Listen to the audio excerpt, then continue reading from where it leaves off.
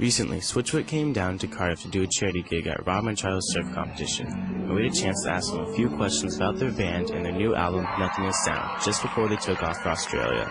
I think the last couple of years we've learned that nothing is very stable. You know, we're living out of suitcases, and that's kind of where the title comes from, the idea that everything's changing. There's very few things that are permanent. And what was it like last year with your album, Beautiful Letdown, hitting double platinum and having 2 top singles?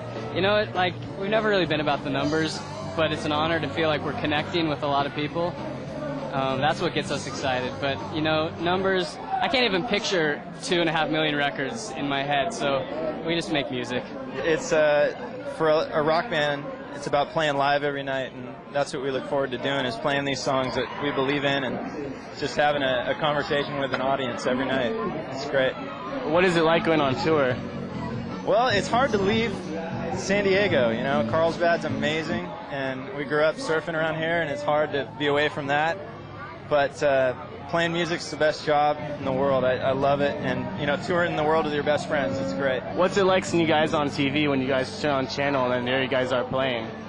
It's weird, you know. It's kind of surreal.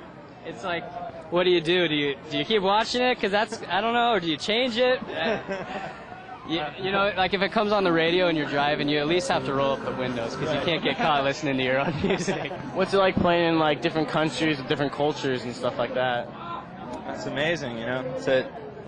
To get outside at Southern California, you know, there's a lot of parts of the world that, you know, people that have none of the things that we have here. You know, we just went to South Africa this last year, and just to see the simplicity that they live in, and actually some of the incredible hardships that those kids grow up with. You know, a lot of them are AIDS orphans down there, and grow up without a real family, and yet even in those parts of the world, they still have incredible hope.